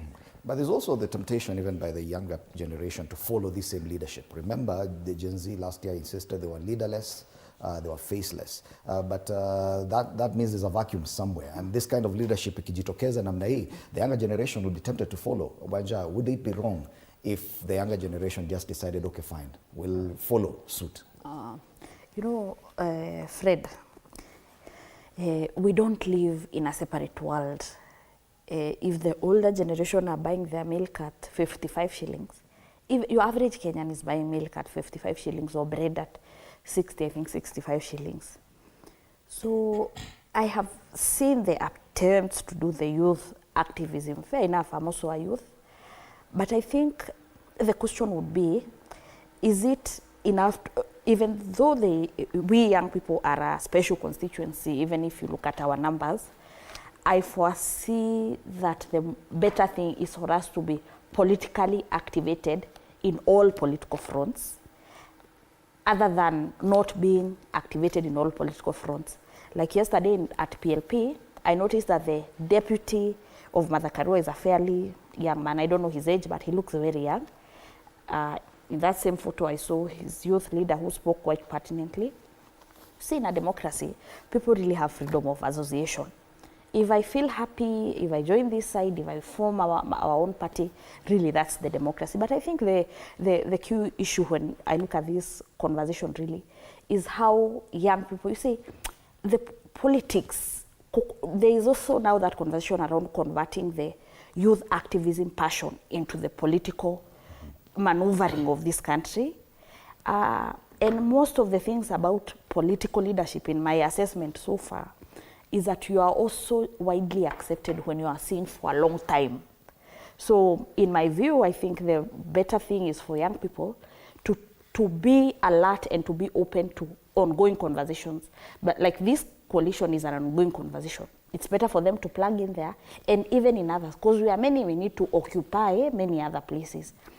That said, there's still a gap in terms of really true inclusion in terms of seeing new faces. But we've also seen even in the past, Kenyans sometimes do not show a lot of confidence in new faces. Take a look at the 2022 elections. We had the main, for us were really those who are the known political figures, and then we had the new faces, even regardless of their age, there were new faces. They didn't perform very well. So from the way I see is that the leadership that we shall have in 2027 will still come around some of these people you see. So the most important thing Nothing for much me, will change. You don't expect much to change. Okay. The same faces we are seeing. let me ask you, Fred, these individuals that we see here, in my ears I heard that mother said she's not interested in being a deputy anymore. That can be nuanced to mean she's vying for the presidency. In any case, she has said that in the past. Wamalwa said that even though he has ambitions, if people choose another person, he'll still be happy. Richard Onyonka, the Kisii senator, said that I'm here on behalf of Fred Matiang'i. He has greeted you. He has said that he'll come. He's with you in spirit. You know how Kenyans say, I'm with you in spirit. I'll come next month, after like a month. If you choose me because I have presidential ambitions, it's okay. If you don't choose me, I'll still support. Kalonzo Musyoka, you know, he has said that. So here is a group of around 6 individuals who have presidential ambitions. So even the mood of the people yesterday was like, mkae kwa room moja, mupigane, musikilizane, hadi mtoe mtu mmoja. So maybe in my view, the youth should be thinking around, kwa hizi chama, will they have senatorial tickets, parliamentary tickets? Because so far... Is that the extent of ambition that the youth should have? That probably just follow these ones, try and find some space in those parties and in whatever outfit they've come up with. Isn't that what we may refer to as a stolen revolution? I think, Fred, we are really trying to water down the issue of what really actually happened on the 25th of June, 2024. So many young people came out and aired out their voices. Now, the only remaining bit is vijana sasa tuchukue kura, because we understand that we have the numbers. And to me, I don't look at it as if they're taking over. I look at it as if they're threatened that our numbers are growing by the day. Our voice is growing louder by the day. They need us more close. So it's either they join us or they're also scattered. And the point of having these all guards there, to me, I don't see it as an issue, Fred, because we come with the energy, with the innovation. They come with the experience. Let's give them credit, Fred. They have been there in the political space. They understand how to run the politics. We may understand the activism, and I understand also at some point, Kalonzo Musyoka joined politics also fairly as a young man. Mudavadi the same. Raila the same, our current president the same. That is where they all began, Fred. And me, I'm looking at it as an opportunity for us young people, an opportunity also to push them, an opportunity also to continue to making our stamp in the conversation. I'm glad at least one of us fairly spoke well. I saw Morara speak very well yesterday, speaking the same voice that we are speaking as young people, talking about the issue of health, talking about the issue of unemployment, talking about the issue of education funding model. These are the issues that we are facing as young people, Fred. And we whatsoever cannot reduce the conversation as if it means as if you have lost the war. The year has just begun, Fred. We are just fairly in February. February is ending. As young people also planning day in and day out. We people from Kenya Hardy Party are working hand in hand with different political parties, listening also. How can we come together as young people? Yes. Okay. The other side of the political divide is also planning. And Raila Odinga has indicated that he may be working on a deal with President William Ruto. It is the same crop. Raila Odinga could just as well have been sitting here. It is the same team. So which direction will the Kenyan youth take? Fred, let me first agree with my brother to some extent that these older generation are coming with experience. I think that's true. But they must also acknowledge the fact that we are coming with energy. Yeah. You know, Fred, I don't have any problem with the older generation or the coalition that are being formed. My concern is where is the position of the young people in that table? Because politics, we've had elections come and go, and any coalition towards election, they talk about we have the young people, we have today they talk about we have the young people, we have the Gen Z. But where's the practicability? Where's the action on this issue? Yesterday you were there, and any politician, any leader who rose to the mic was like, tuko na Gen Z, tuko na vijana. And these vijana, the farthest they can go, or the nearest they can go to these guys, is to sit on the corners and shout as they speak. Yes, yes, we want engagement, meaningful engagement. We have ideas, we have what it takes to be on that table and negotiate for our comrades. What we are saying is this: Gen Z revolution, and like he mentioned, it was a threat, and it is a threat up to now to both the government and us who are in the opposition. Because these are revolutions that if it comes again, it can form its own government. Look at that. So both coalitions are struggling to have these young people in their space. But what we are saying is this, and I want to be clear on this: we must have strategic, meaningful engagement. We are stakeholders. We are coming in this engagement as stakeholders. We are not coming as cheerleaders and just supporters and do the branding and do the posters and dance on vehicles like it has been the norm. We are coming to engage. Number one, as voters. Number two, as candidates as well. Number three, as people, professionals who can also share ideas. That is what we are saying. Let me tell you, the youth forms 75% of this country. That's the reality. We are not minority. In fact, we should not be falling under the SIG. That is, we are special interest group. We are not special. We are the majority. But we have been converted. And the challenge here is that this older generation have a way they play politics, either through tribalism, regionalism. They come together and coalesce depending on how many numbers from which region, such kind of discussion. The Gen Z revolution, they said they're tribeless. Yeah. They don't care about the regions they come from. Their mind is one. Yet if we say they take the same route, won't they fall prey to the same lines of divisions that these people have already been working on? Let me just put it clear. We are still tribeless and we don't care. Fred, I come from the Nyanza region. And the majority of people in my circle, the young people that we engage with, very few are from my region. And they join our movements because they believe that there's an agenda here. This is an issue-based politics that we are doing here. We are not concerned about where you come from, which tribe are you, how much you have. I mean, that's not an issue. What we are saying is, if we are going to discuss how to change the system of the day or take Ruto home, we must engage meaningfully. So that at the end of that engagement, nobody feels like they have been used and dumped. Get that? We have more than 100 political parties. And after yesterday, based on things that happened, the event went well, but I can tell you that still there was a problem with the representation of the young people in that engagement. Mm-hmm. We have agreed that we are going to convene a youth leaders conference of more than 100 political parties that exist. And we will have our discussions and we'll give them our proposals. Okay.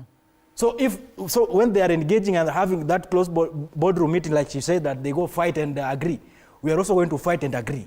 So if they bring their proposal, we put our proposal. We have to engage as stakeholders. Bwana Kamanya, when these people meet, the ones we're seeing on the front pages, their discussions are very different. It's that region, how many numbers does it bring to the table? Should that be a kind of engagement that the younger generation want to follow? Definitely not. Because remember, these are remnants of the failed leadership that this country has continuously experienced. And we have no choice than to pack them and one-way ticket. Whether, I told you last time, whether they come together or separately, they have to go home. There has to be a paradigm shift. As a young nation, because Kenya is still young, we have young people. And the narrative that the future belongs to the young has come to an end. The future is now. And if it's not now, it was yesterday. So it is upon us as Kenyans who aspire for a good and great country to come together on issue-based conversations and design the kind of leadership we want. We cannot fall prey to the same divisionary tactics we have experienced in the past. And that does not mean that we unsubscribe from our tribes and culture. No, we have to be proudly Kenyans, especially from the areas and regions that we come from. But when it comes to matters of leadership and politics, we must understand we're talking about management of our national resources, management of our national affairs that affect each and every person, whether in Nairobi or in Marsabit. Therefore, any decisions that we make towards that, we have to set aside issues that are not pertinent. Because what happens, and you're going to see with this coalition, that's why I know it's not going to last very, very long. What happens is that they come up now, they start to divide the country, to weaken the greater potential strong blockage of votes. And unfortunately, that has worked in the past. That's why you have seen kingpins. If you look even at this, the photo, all these people come from specific regions, and they are purporting to represent the people that they come, the communities that they come from.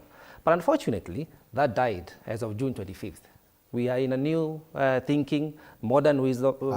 Are we? Because yes, we are. Wanja says we still have to follow them because they have experience. What I'm saying, Fred, and I think in the fullness of time we will be vindicated, is that the gaps that we are experiencing now will be filled. We have 30 months to go. The date is 10th of August 2027. In the fullness of time, Kenyans are going to reorganize. Kenyans are going to coalesce around issues that are going to redesign the political fiber of this country. I have hope in that. Okay. I have no hope in this team. And the question I would pose to Kenyans is, yes, President Ruto has failed us. We campaigned for him, we got the government, but it is not serving us well. Can we trust this team to transform the country called Kenya? Right. I don't think so. Well, across the political divide and looking at the leadership both in government and what you're seeing on the front pages, there is an agreement that any government that comes going forward will have to include so many people, probably pre-election coalitions. Hence, the need for more positions to try and conform to the same conversations they've had. Balance this region, balance this community. That creation of positions, even through the NADCO report, is something that the entire political class agrees with. Should that be the conversation among the youth as well, that as long as my region is represented there? Fred, you know, when I see this picture, they were together, they seemed like they have walked a journey together. This quote comes to mind: an organized minority is a political majority. So every time we talk about young people being 75 or 60% or 80, it's one thing to be many, but it's another to be organized. And that's why you saw even after the Gen Z, without naming individuals, there were those who are co-opted in these traditional political parties, and you know them as well. So I think the big test, even when you talk about our numbers, and that is the same case even for women leadership, where women say we are half the population of Kenya, and it's not reflected in the numbers of the parliaments. So the question then is not necessarily numbers, but the organization of those numbers. I still maintain that if you are too many, you should infiltrate all the places. Should you want to form your own party, as he has said, fair enough. Should you want to coalesce around these things? And you know, Fred, one of the things I've known from my little experience in politics is also a level of pragmatism. I can tell you for sure that if you go to Kisumu County Assembly now and you throw a stone, the chances of you hitting an ODM or MCA are very high, because almost everybody there is an ODM MCA. So for a young person in Kisumu right now, okay, 2022, the pragmatism aspect of the politics is to vie with the most popular party in the region. Is that necessarily the right thing? Well, that's debatable. But we have seen that that's how it happens. That's why if you go to somewhere like Murang'a, other than I think 4 MCAs, all others are UDA MCAs. So I think even as young people, even as we are, I have that fire, there is a room for political pragmatism, because you also learn from the history of your country. And there were 2 things that came to mind yesterday. I don't know why people see this unity of our leaders as a finality per se. We were told elections are not an event, they are a process. It is not surprising that one of them can fall along the way. It happens. The other one they can even disagree. Who knows? Even the other ones can shift sides. But I think there are 2 things that stood out yesterday. The issue of IEBC was discussed quite a lot, speaker after speaker, condemning abductions. And then the issue of BAMBA. Both as an individual and based on his political posturing in the last few weeks. I remember one of the senators saying, Baba atuambie position yake vizuri, ndio tujue vile tutadili na yeye. So you can tell that even as they are trying to coalesce, the tone really was that this is not a finality, si ati mlango imefungwa, hakuna kuingia. No, we are welcoming all of you. In any case, the enemy of your enemy is my friend. By enemy, I mean like the people you are competing with politically. But Fred, because you are directing us to train ourselves towards youth leadership, if you could give me a minute, from the religion that I subscribe from, a story is told by Jesus. By the way, Jesus was a youth and he did a lot of work that we read about his works 2,000 years later. There's a parable he gave. It was the parable of the seed and the sower.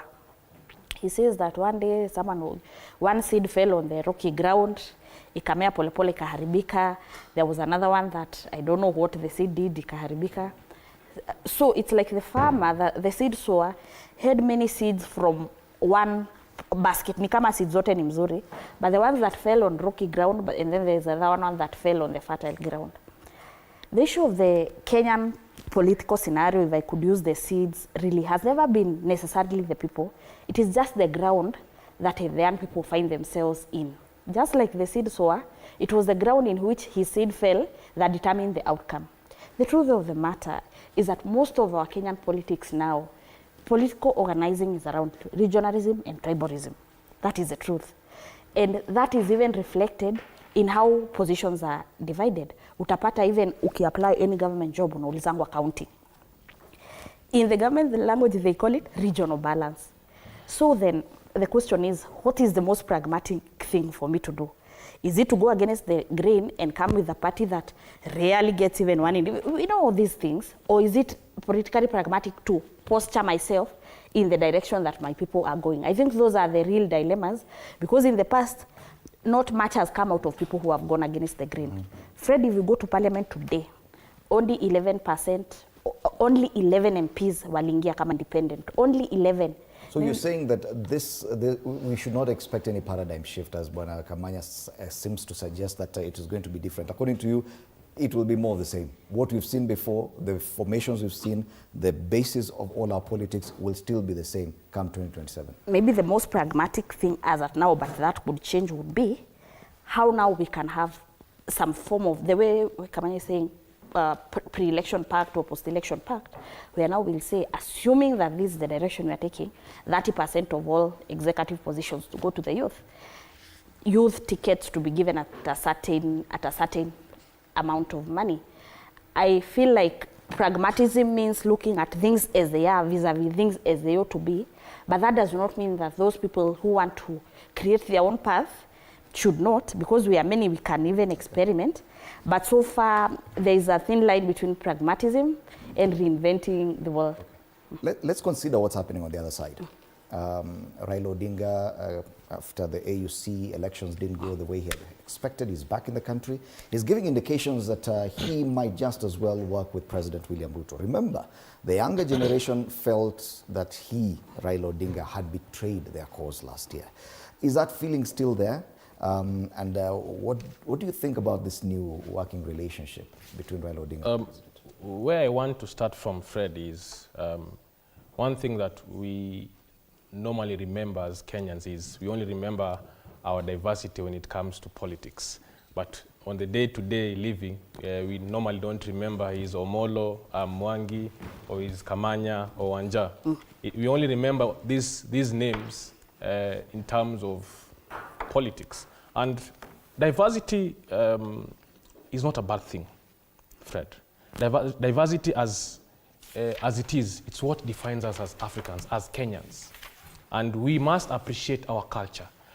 The ideology that we will shift almost suddenly from local politics to ideological politics is almost fictitious, because we must also be realistic in our country that for the longest time, before you change a system, it takes time. And personally, I believe that the starting point was made last year, and the conversation about making an impact of politics and tribe is going on slowly by slowly. And the only worrying factor about the young people is the issue of voter registration, the issue of how is my vote when it comes to what really actually matters. That's what we should be worried about. How can we convince more young people to get votes? How can we convince more young people to join political parties? Because it seems as if that's where the conversation is happening, Fred. We will really be lying to ourselves when we don't agree that parties do contribute to formation of government, Fred. But that's beside the point, Fred. Raila Odinga is not doing anything new out of the ordinary. He did the same handshake with Moi when he folded his party at that point of time, LDP, and joined KANU. He did the same thing with Kibaki when he said Kibaki Tosha in 2002, right? He did the same thing with Kibaki again, Nusumkate. He did the same thing with Uhuru. He has done the same thing with Ruto. For me, I understand that politics is a matter of survival. And for Raila, he has learned for the longest time that he has to survive. He has to remain politically relevant, and that is what he's doing. His main characteristic is the unpredictability effect that he has, that no one can easily predict his next move. But over time, he has managed to convince his base that what he's actually doing is actually right for his people. Now, the conversation cannot be reduced, I repeat, Fred, that this is a tribe issue. The conversation cannot be reduced that the people from the Mount Kenya have been having roads. We have been having roads since time memorial because we have been having presidents. No, we cannot reduce that conversation to that level, Fred. We have to remember that, as my good friend is saying here, Babu, the issue of education is affecting all of us. The issue of health, the SHA or she, whatever language that they want to speak, is affecting all the common mwananchi. The issue of unemployment is not affecting Mwangi or Molo alone, it's affecting everyone. So we cannot reduce that conversation to just like, this one is coming from this tribe, this one is coming from this tribe. We, as young people, we also have to be smart and learn from what these old guys are doing. Should we also improvise? Should we also come together and probably use what they're doing and also come into government? Because that is the main issue, Fred, that we should be discussing. Yet the arithmetic at that point, at that level, is very simple. Do you have the numbers? Can you prop up this government? It is rather obvious. I don't think Raila Odinga and President William Ruto are looking at anything else beyond how Raila Odinga and his base can actually prop up William Ruto's government. What is your assessment of this new working alliance between the two? Fred, you know, as it stands right now, William Samoei Ruto have realized that he cannot get a second term at the ballot. He can't get it at the ballot. He cannot get at the ballot. He knows that. You know, that's why he's moving around and trying to coalesce and fix. Even in this issue of Madaraka Day being taken to Homa Bay, those are just political theatrics to try to soothe the people of Nyanza and make them look like we are part of the government. You know, we are getting government goodies, you see? President Ruto knows very well that at the ballot he won't get it. And that's why we are also having issues with the judiciary. Because he has captured the parliament, he has captured the executive, he wants now to capture the judiciary. So that in the event of things goes wrong, he now has the control of power. But let me tell you, there's nothing much that Raila Odinga will give Ruto today that will make him president in 2027. Because the ground, even Raila himself listens to the ground. And the ground is telling him that it is not as good as you think it is. Hapa chini ni kubaya. Get that? The only people who feels that this government is doing something are people who are eating directly from it. The question is, what happens to that mama mboga in the village, somewhere many kilometers away from Nairobi? That person who has never been to Nairobi. That person who cannot have access to the CS or the PS. We saw the other day that young child who died at the hospital because SHAD failed. And then some PS says that, oh, there is one who had issues. They called me, I intervened, and they were treated. That is one case. How many people are dying right now as we're talking because SHAD failed? How many people are currently suffering in very bad situations because SHAD is not working? And they don't have access to PS or Waziri. So what we are saying is this. The situation, the critical issues that the government should be addressing have not been addressed. That is health, education, unemployment, that, corruption, and those are the bases under which people are going to cast their vote. And if you look at all those 4 issues, William Samoei Ruto does not pass any of them. And therefore he knows and he understands and repeat that he cannot get at the ballot. And Raila listens to the people, and these are the feedback. You see, Raila is walking around saying that I'm consulting. He's getting these feedbacks. And by the time we'll shoot the bomb, the first casualty will be the occupant of State House. Kamanya, yes, the name Raila Odinga was also mentioned yesterday. Because, yes, we all tend to agree that he is definitely going to be a factor. Just how big of a factor and how beneficial to either of the sides is a question. What's your assessment? You know, when you're doing construction, Fred, there is what we call backfilling. Or rather, in political quarters, you'll say the seat fillers. And Raila Amolo Odinga has played that part very well in his political life. He comes in to fill the political gap, the political space, and occupy it, unfortunately, at the detriment of our country. But further ahead, when I see them trying to call him to join or cajole his ego and ask him to join this coalition, it's a sad situation. Because, one, we know immediately after the 2022 election was declared and we had the president assume office, Raila went to the streets. He was purely and utterly dissatisfied with both the process and the outcome. His deputy is now the person who was launching the party yesterday. The president that won, the incumbent, his deputy is the person sitting next to Martha Karua, the former deputy president. And soon after, we got into the NADCO report, the whole conversation started. And you remember the former deputy president saying he will not subscribe to the NADCO resolutions. But the party leader for PLP was more than eager to see it come to life. So, but thereafter, Raila Amolo Odinga abandoned all of them, and he went into government like he did with the former president, Uhuru Kenyatta.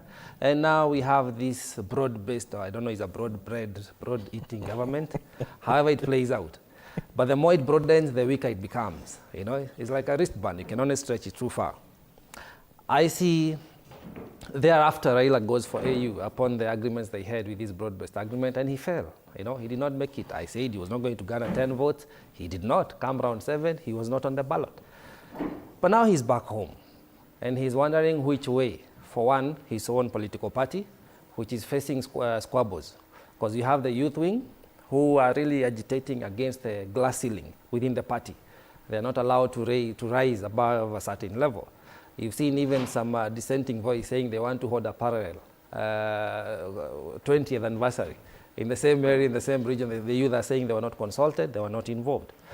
But then, so Raila Odinga has to offer leadership for his own party. Then the bigger question is, and this is what Kenyans have been waiting to hear, now that he did not make it for the AU position and he's back to the country, what position, what stand is he assuming locally and politically? Is he still in government, or is he stepping out and assuming his opposition position? So now, these people who are supposed to be the leaders of the opposition, they have a vehicle, and we had a caricature earlier, that is showing them sitting and waiting for a driver to be on board. Well, no one has been more leaderless than them. Gen Zs were better because you were led by the Constitution during the revolution. But Raila Odinga, I think he's not a solution to the political chaos that we are facing today, and he has no economic solution. However, I'm keen to see how the 20th anniversary will go, because I'm sure he will pronounce himself.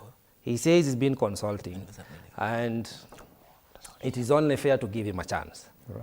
It's only fair to give him a chance. Also, the man is old and tired. He's withering in terms of energy. The political muscle is dwindling. So I'm keen to see how he plays it out. If it was really dwindling, his political muscle, would he be this attractive to both President William Ruto and even this formation we're seeing on the front pages, Wanja? It would appear that Raila Odinga is in the arithmetic, both sides. He's why. Find why.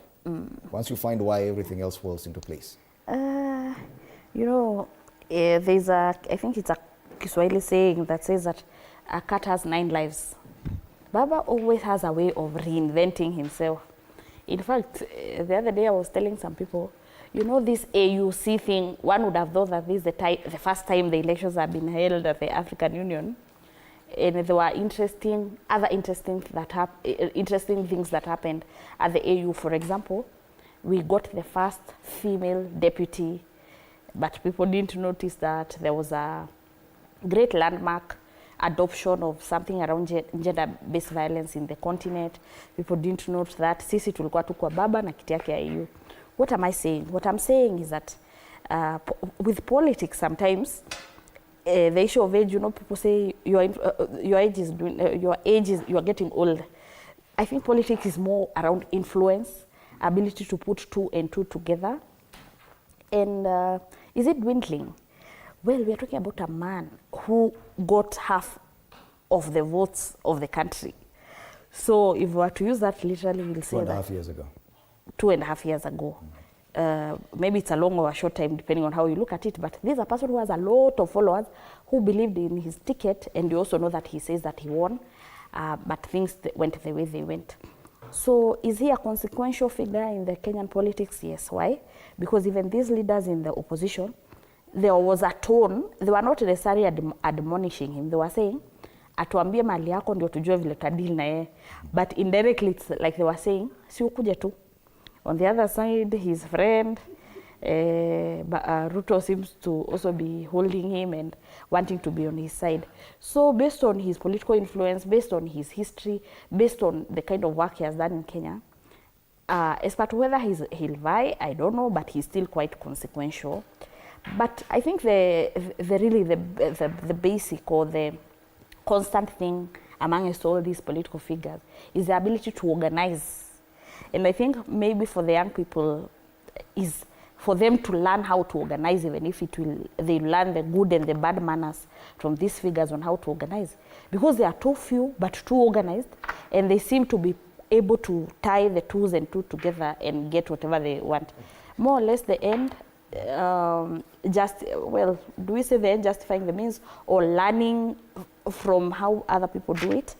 Those are the things that are coming to mind. But also as young people, it's important to also look at these things in the broader picture of the country, where the election, we're in a very interesting time of the election cycle, by the way, because now conversations around the IBC, conversations around coalitions, and we know moving forward, even as a country, it will be a country of coalitions. So I think then it is just posturing and asking yourself how all this is going to affect you. And before we get to IBC as we wind up, when President William Ruto was in trouble with the Gen Zs last year, his solution was very fast, Raila Odinga. And it worked. But will it work going towards 2027? Will Raila Odinga still be able to fend off the Gen Z from the clamor they had actually started? No, Fred, actually you're looking at it very wrong. When President Ruto was in trouble, he called all the old guards and told them, look, do you think these guys are going after me alone? And when, assumingly, they are done with me, who else do you think they will go after? So that spiral, that's spiral a conversation about Gen Z now thinking about these old guards need to go. But I think to us, that was one of our shortcomings, Fred, I will look at it, because dealing with people who have been in politics for more than 40 years is not an easy job, because They have learned how to survive. They know how to calculate and time and when to act. For Raila Odinga, barely, his solemn purpose is to just make sure Ruto reaches 2027. Post 2027, the guy is alone completely. And that is also a very worrying factor for Ruto. And that is why he's working day in, day out to try and break ODM. Because you see, ODM has now some sort of two factions. One in opposition, the other one in government. And all of them seem as if they are fighting one another, Fred. So Ruto is a worried man. Ruto, for many people will say that he can only serve one term. Now the only thing that Ruto is bragging about is, as he normally likes to brag, this other side, we seem as if we don't have a candidate. But he forgets one thing. Politics is an issue of timing. And we are going to time ourselves. We are going to plan ourselves, Fred. We are going to make sure that Ruto goes to Sogoi. All right. Well, for the younger generation to do that, there are at least 6 million of them who are yet to register as voters. IEBC probably will have the commission ready in a month or two, by April this year. Last week or earlier this week, IEBC presented its budget to the National Assembly through the budget policy statement. They said they need at least 5-6 billion shillings to conduct that registration. It is a lot of money, but do you think that they will achieve that 6 million new voters who are mainly younger people? Because that is what many people are counting on, that this is what will be the difference in 2027.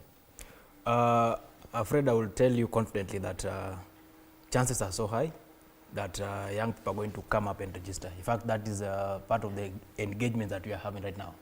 We are pushing young people to register as voters, and we are saying mass registration, because that's where our power is. For us to do away with all the issues and the problems that we are facing right now under KK regime, it must end at the ballot. It doesn't matter how much you are going to shout, doesn't matter how much you are going to run on the streets. At the end of the day, if you don't cast that ballot, Samuel William Ruto, president, will get a second term. So to stop him and ensure that the road that was constructed for him yesterday by John Methu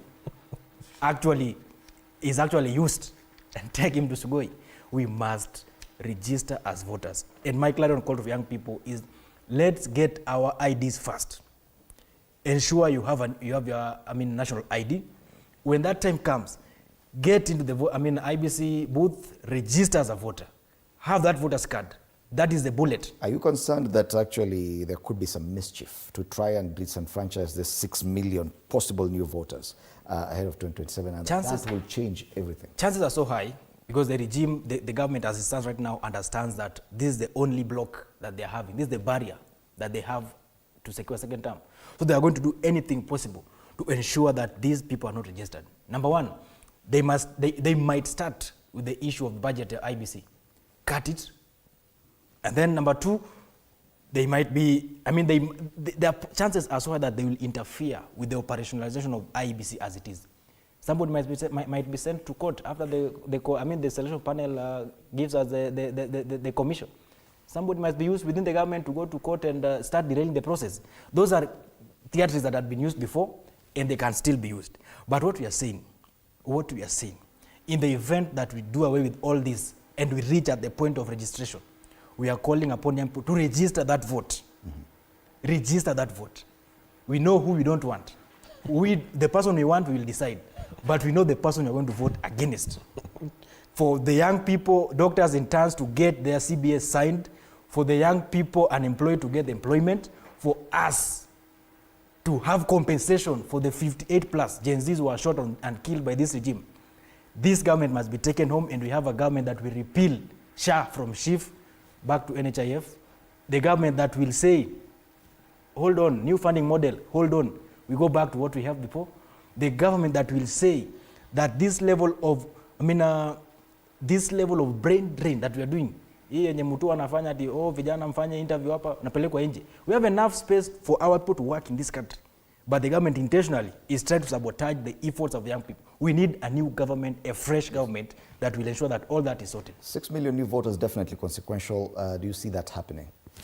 And remember, the 6 million voters that did not vote in 2022 made the entire difference that we are still struggling with now.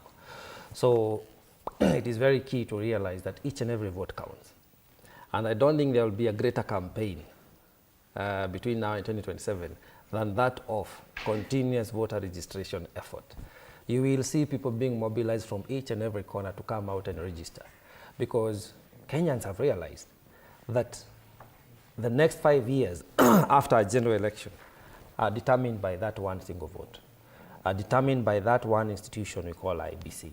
And that's why, if you remember, we had a very aggressive agitation on establishment of a functional IBC, well-funded and functioning, so that one, which is one of their greatest responsibility, is to ensure that we have the continuous voters registration. And that, I'm glad it is coming to see the light of the day. When the day comes, when they are ready, we will be calling out all Kenyans to please come out and register. For now, we don't care whom you're going to vote for. We don't care whom you're going to vote against. We just want you to register and be voting ready, so that when the day comes, 10th of August 2027, we'll be able to make that very executive decision on how we want to run our country. So I think it is possible. It's going to have its own challenges, but it's upon each and every country, Kenyan, whether you are politically woke or not, whether you have interest in politics or not. The reason you're going to have a registered voter in your home as a parent, as a sibling, is because your economy, the price of bread, the school fees we pay, the fuel you consume is dependent on that one vote. Yes, but there's an issue of apathy as well. It's one thing to register. Last time we had 23 million registered voters, only about 15 million turned up to vote, meaning about 8 million stayed away. We have a huge chunk of, and they were mainly younger people. We have a huge chunk of another 6 million new, fresh, young voters. Do you think that simply registering as voters will translate to something significant in 2027? Yeah, actually, Fred, thanks for the question, really. I also think that the 7 million people who didn't vote were also passing a very strong message. So even them not voting was a vote by itself, in the sense that they feel like they are detached with the government. The government does not help me in any way. I don't care. I would rather sleep or watch Netflix instead of voting. So that's a very special constituency in my view, because one, they have the votes, but they feel like irregardless, nothing is going to work for them. So we really need to start asking ourselves why Kenyans are so detached with their form of governance that they would choose not to participate who is going to rule them. But Fred, we also know now that when we get into the hard politics, we also know that there are things around voter suppression. A good example is Kakamega and Mombasa. In the last election, there was something funny that happened where they didn't conduct their gubernatorial elections, and that affected the mood of the voters because of the current then political organizing of the Azimio and the Kenya Kwanza. My view is that we also now need to tie these things together, because next time you could have the vote but there is voter suppression. You could have the vote but there is voter demobilization. So have the vote but also participate in the voting, but also saying don't do funny things like saying that kwa hii region mtafanya vote ya MP pekee, there is a problem with the typing error. That was very suspicious. Fred, I also think that I've noticed in my past experience really, most of the youth voter mobilization or youth things were mostly they are mostly funded by international NGOs, these institutions for democracy, you know, led by the West. Now something is happening where people are starting to talk about global aid. You saw USAID and how they did their things. I've heard that even the Scandinavian countries, they are saying we are trying to have some form of way where we are going to manage how we do our international aid, and those foreign policies that are changing. Soon, you know, USAID was doing a lot of work on democracy. If they're not giving their millions, which was the work done for young people, then the young people should start asking themselves, why is it that every time we are doing our youth meetings, they're usually funded by those international aid? So that now young people, it's not enough to say, mi niko kwa politics. You should now even be able to influence budgets in your own political party, because in the past, most of these meetings are usually funded by those international aid agencies.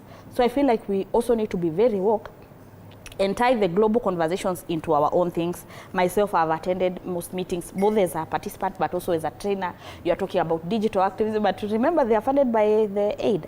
I think, Fred, I will just summarize by saying that as young people, besides registering as voters, and please plan to vie. And if you follow the Kenyan politics nicely, you realize that the Senate and the Parliament are very powerful. So my encouragement is that even as you aim so high, start looking at the Senate and the Parliament, because we saw that they are so powerful that they can remove an elected deputy president in 9 days. Lastly, Fred, I would just encourage the young people to be, including myself, to be pragmatic. And lastly, please organize, don't agonize. Thank you. All right. Finally, Nick, last year we saw the youths come out to the streets and proclaim their interests, even political inclinations, but most of them, despite some having registered as voters, had not taken part in the 2022 election. Is it going to be any different, even with the mass registration that we're anticipating come 2027? I want to bring you up to speed, probably. I know you remember this story of this black American who was killed by a cop in the US, and a whole movement was started about Black Lives Matter. I think to us it's more of the same of that conversation here in Kenya, because we see it as our vote really matters. And from this bench you can hear it very loud and clear that moving forward we're going to start a hashtag, your vote matters. Finally, Fred, because let me encourage the young people, because it's very important. And in as much as we talk about them registering as voters, let them also join political parties. Let them also understand how political parties are run. Let them also take those positions in political parties, because one thing that we will not kid ourselves, Fred, this position will not be given us for free. Thank you so much. All right. Thank you so much, Nick Mwangi, Secretary General, Kenya Ahadi Party, Wanja Maina, founder, Hummingbird Grassroots Center, Josephat Kamanya, political analyst, and Ken Babu, National Youth Chairperson, DAP Kenya Party. Our panelists this morning, as we take a look at the youth perspective in matters that are hitting our headlines. Of course, the biggest headline today being the unity of the opposition, if we may call it that. Yesterday, during the PLP launch, we saw this coming together of different leaders, and the question is, will they stick together, and how long will this unity last? Can they stay the distance? Can they get to 2027? Well, time will tell. My name is Fred Indemuli, wishing you good morning. A lot coming up after the break. DJ Granite is in the house. Do stand by for that. Good morning.